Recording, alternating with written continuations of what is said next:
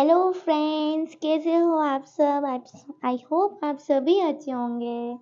So welcome to the my YouTube channel D pharm preparation, जिसमें आज हम बात करेंगे फार्माकोलॉजी के एमसीक्यूज को लेकर। और मैंने कल ही एक वीडियो बनाया था जो हमारा था फार्माकोलॉजी के एमसीक्यूज थे 1 to 20, लेकिन आज मैं लेके आई हूँ फार्माकोलॉजी के एमसीक्यूज 21 to 50। तो चलते हैं हम 21 क्वेश्चन पर। देन तो क्या है हमारा 21st question. Which of the following drug is a non selective beta blocker? Then atenolol, metoprolol, propranolol और नेबिवोलॉल। जो नॉन सेलेक्टिव बीटा ब्लॉकर हैं उसमें से ये दिया हुआ है, आंसर हो जाएगा आपका प्रोपेनोलॉल। जो प्रोपेनोलॉल है वो आपका क्या रहेगा, नॉन सेलेक्टिव बीटा ब्लॉकर रहेगा। Second one, which of the following is use as an antidote in organophosphate poisoning? जो ऑर्गेनोफॉस्फेट की पॉइजनिंग हो जाती है तो उसमें हम कौन सा एंटीडोट लेते हैं? एट्रोपिन, नैलोक्सोन, फ्लूमाजेनिल और प्रोटामिन। जो ऑर्गेनोफॉस्फेट की पॉइजनिंग में हमेशा ध्यान रखना, हम लेते हैं atropine. Then answer will be A. First pass metabolism is mostly associated with the which route of drug administration? IV, intravenous, oral, intramuscular और sublingual। जो इसमें क्या पूछा है, फर्स्ट पास मेटाबॉलिज्म। तो first pass metabolism mostly associate होता है oral route administration से। तो आंसर हो जाएगा हमारे इसमें B. The next question, which one of the following is a loop diuretic? ये सेम क्वेश्चन मैंने कल भी ले लिया था कि लूप डायूरेटिक इसमें से कौन सा होगा? फ्यूरेसेमाइड, स्पाइरेनोलैक्टोन, हाइड्रोक्लोरथायाजिड और एमिलोराइड। तो आंसर हो जाएगा हमारे इसमें फ्यूरेसेमाइड। फ्यूरेसेमाइड ही होता है हमारा लूप डायूरेटिक का। Next question 25, which antibiotic inhibit bacterial cell wall synthesis? Most important question है कि कौन सी एंटीबायोटिक होती हैं जो बैक्टीरिया की सेल वॉल को सिंथेसिस होने से रोकती हैं? इरिथ्रोमाइसिन, सिप्रोफ्लॉक्सासिन, पेनिसिलिन और टेट्रासाइक्लिन। तो इसमें हमारा आंसर हो जाएगा पेनिसिलिन। पेनिसिलिन एक एंटीबायोटिक है जो बैक्टीरिया के सेल वॉल सिंथेसिस को रोक देगी, इनहिबिट कर देगी। Next, question number 26, what is the mechanism of action of omeprazole? omeprazole का mechanism of action क्या रहता है? H2 रिसेप्टर ब्लॉकर या फिर एंटा एसिड या फिर पीपीआई, प्रोटॉन पंप इनहिबिटर और एंटीकोलिनर्जिक। लेकिन जो ओमेप्राजोल होता है वो होता है हमारे पीपीआई होते हैं, प्रोटॉन पंप इनहिबिटर होते हैं। तो आंसर हमारा सी हो जाएगा correct. Next question, which of the following this drugs is a selective COX-2 inhibitor? ये हमारे एनासिड की तरफ से आया है क्वेश्चन। यहाँ पे COX-2 इनहिबिटर पूछा है, तो जहां भी आपको मेडिसिन में पीछे कॉक्स दिख जाए तो उसको आपको करेक्ट कर लेना है। आइबुप्रोफेन, एस्प्रिन, नेप्रोक्सेन और सेलाकॉक्सिब। देखो यहाँ पे कॉक्स आ गया है तो ये हमारा हो जाएगा करेक्ट आंसर। जो COX-2 इनहिबिटर होता है वो सेलाकॉक्सिब हमारा करेक्ट आंसर हो जाएगा। Next, which drug is contraindicated in pregnancy due to the risk of fetal malformation? fetal malformation, अगर प्रेग्नेंट लेडी हैं, अगर एक प्रेग्नेंट लेडी हैं तो वो कौन सी एक ड्रग लेगी जिससे फीटल में माल फॉर्मेशन का रिस्क बढ़ जाता है? तो पैरासीटामोल, टेट्रासाइक्लिन, एमोक्सिसिलिन और सिफेलेक्सिन। तो जो प्रेग्नेंट लेडी को अगर लेती है कोई कौन सी टेट्रासाइक्लिन लेगी तो इसमें फीटल माल फॉर्मेशन कोज करेगा। किस बच्चे में, फीटल में, फीटस में हमेशा डॉक्टर की प्रिस्क्रिप्शन से जो डॉक्टर प्रिस्क्राइब करता है वो ही मेडिसिन हमें लेना चाहिए। Next, which hypotensive drug belong to ACT inhibitor? ऐसे ही इनहिबिटर, आपको नाम से ही पता चल रहा है कि ऐसे ही इनहिबिटर की जो भी ड्रग होती है उनके पीछे प्रिल वर्ड आता है। देख लो उसमें लोसाटन, एमाइलोडिपिन, इनालप्रिन और क्लोनिडिन। देखो प्रिल किसके पीछे आ रहे हैं, इनालप्रिल। तो आंसर हो जाएगा हमारा आंसर सी, इनालप्रिन। ये होते हैं ऐसे ही inhibitor. Digoxin is used in the treatment of asthma, heart failure, diabetes और hypertension. Obviously digoxin use होता है हमारे heart disease में, heart failure में. Which of the following is a side effect of aminoglycoside? aminoglycoside से क्या होता है, कुछ साइड इफेक्ट होते हैं, तो क्या होता है उसका side effect? Nephrotoxicity, constipation, hypertension और मायल्जिया. तो आंसर हो जाए हमारा नेफ्रोटॉक्सिसिटी. अगर एमिनोग्लाइकोसाइड लेते हैं तो हमें साइड इफेक्ट के दौरान मिलेगा nephrotoxicity. Next, which drug is used in the treatment of bipolar disorder? Bipolar disorder, ये सेम क्वेश्चन कल भी हमने किया था. जो बाइपोलर डिसऑर्डर होता है उसमें ट्रीटमेंट में कौन सा ड्रग यूज करते हैं? डायजापाम, हैलोपेरिडोल, लिथियम और फ्लोक्सेटिन. तो आंसर हो जाएगा हमारा लिथियम. बाइपोलर में हम लिथियम ड्रग यूज करते हैं. Next, which of the following drugs cause gingival hyperplasia? Gingival hyperplasia कौन सी ड्रग कॉज करती है? फेनिटोइन, कार्बापेनेजिपिन, वालप्रोएट और फिनोबार्बिटल. तो आंसर हो जाएगा हमारा phenytoin. Next, which of the following is a long-acting insulin? Insulin lispro, insulin regular, insulin glargine और इंसुलिन एस्पार्ट.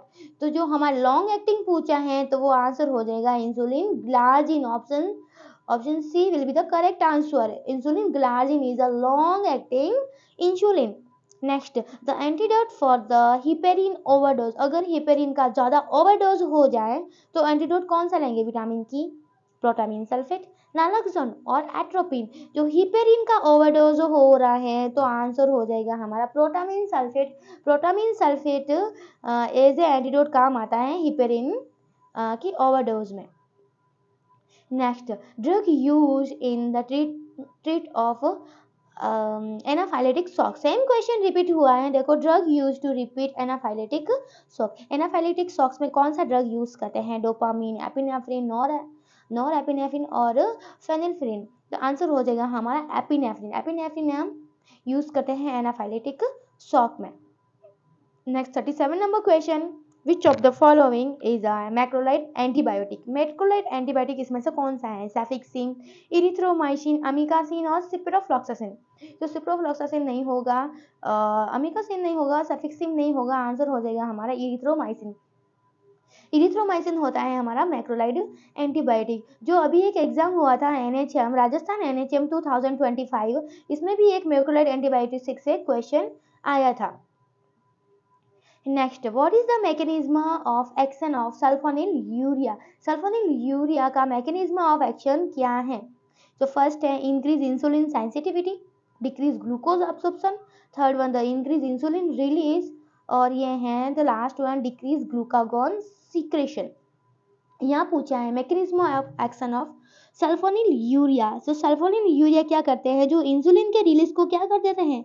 इंक्रीज कर देते हैं. सल्फोनिल यूरिया इंसुलिन के सीक्रेशन को रिलीज करेंगे, इंक्रीज कर देंगे, रिलीज को इंक्रीज कर दे रहे. तो आंसर हो जाएगा हमारा C will be the correct answer.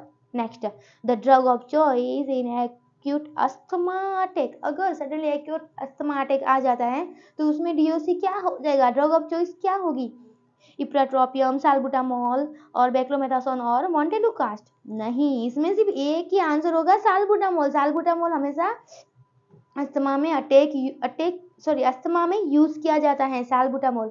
Answer B will be the correct answer. Next 40, which of the following is a benzodiazepine? Benzodiazepine इसमें कौन सा है? डायज़ेपिन. तुम देख लो पीछे डायज़ेपिन दिया है तो आंसर हमारा सी हो जाएगा diazepam. Next 41, which of the following drug act as an antiplatelet agent? कौन सी ड्रग एज एंटीप्लेटलेट एजेंट है? हेपेरिन, एस्प्रिन, वारफेरिन और स्टेफोकाइनेज. तो एंटीप्लेटलेट एजेंट हो जाएगा aspirin. Sorry, B will be the correct answer. और जो ये एस्प्रिन होता है वो क्या करता है? इनहिबिट करता है COX-1 को. एंजाइम साइक्लोऑक्सीनेज को क्या करता है? इनहिबिट करता है. ठीक है. नेक्स्ट है which of this drugs is use as an expectorant?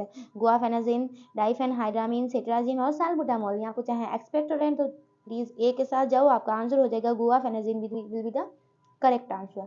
Next 43, which of the following is a beta lactam antibiotic. Beta lactam antibiotic इसमें कौन सी है? एजिथ्रोमाइसिन, वैंकोमाइसिन, सेफ्ट्रियाक्सोन और जेंटामाइसिन। तो आंसर हो जाएगा हमारा जो मुझसे प्रोनाउंस नहीं हो रहा है, ये आपको द करेक्ट आंसर हो जाएगा बीटा लैक्टम एंटीबायोटिक सेफ्ट्रियाक्सोन, ये आपका करेक्ट आंसर हो जाएगा। नेक्स्ट है 44, naloxone is use an antidote for. जो नैलोक्सोन यूज करते हैं किसके एंटीडोट पर?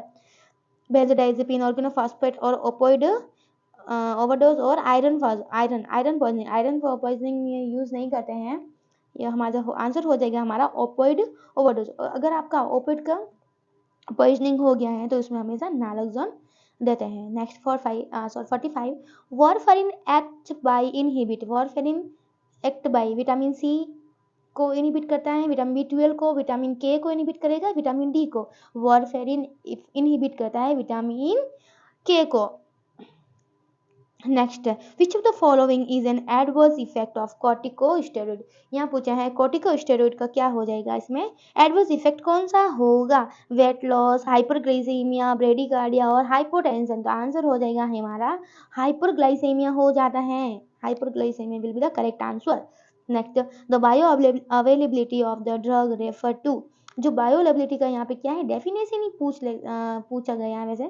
स्पीड ऑफ एक्सक्रीशन ना, amount absorb unchange into systemic circulation, ये थोड़ा करेक्ट है। बाइंडिंग टू प्लाज्मा प्रोटीन और मेटाबॉलिज्म रेट नो। तो आंसर हो जाएगा हमारा बी, कितना ड्रग्स का अमाउंट एब्जॉर्ब हो रहा है अनचेंज इनटू सिस्टमिक सर्कुलेशन। हमारे ब्लड स्ट्रीम में कितना ड्रग का अमाउंट एब्जॉर्ब हो रहा है वो कहलाता है हमारा bio availability. Next 48 number question, which of the following is a Colin stress inhibitor.